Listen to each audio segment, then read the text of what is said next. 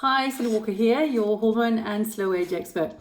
So let's talk cannabinoid receptors. So what we're talking about here is how do these molecules actually work? Well, pretty much the same as any other hormone messaging molecule in the body. It has to attach to a receptor, stimulate the receptor, or block the receptor to have its effect.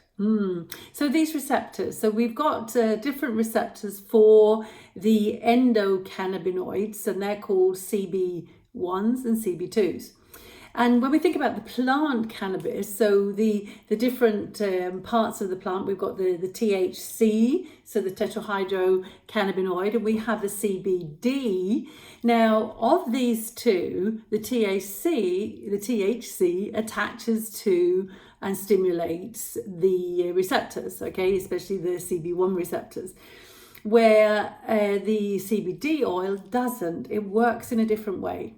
So let's start again. These Cb1 receptors are found very much in the brain, very many areas in the brain. They're also found in the body, but there are more of them in the brain, especially the brain nervous system. Okay, now the Cb2 receptors, they tend to be more in the immune system and in the gut. Okay, so our fantastic anandamide, one of our endocannabinoids, attaches to primarily the Cb1s, and the 2-AG, the other fantastic cannabinoid, attaches to both.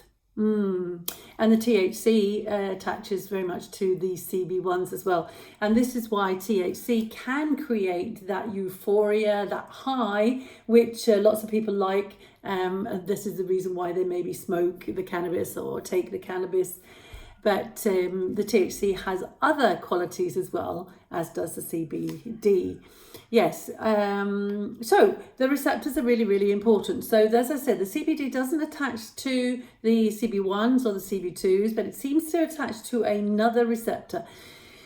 But science is still not completely clear with this, but we're getting there. But just remember this, one thing is completely sure.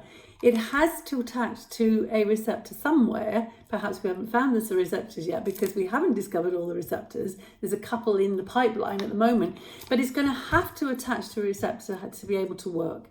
Without that, it will not have any effect in the body.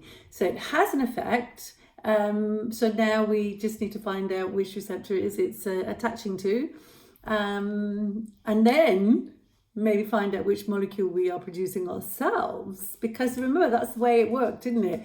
We knew the cannabis was working, but we didn't know why, and then we found our own types of cannabis, and then we found all these amazing receptors all over the body.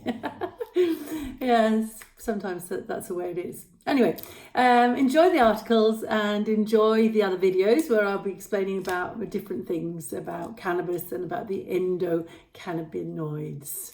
Happy hormones, happy life.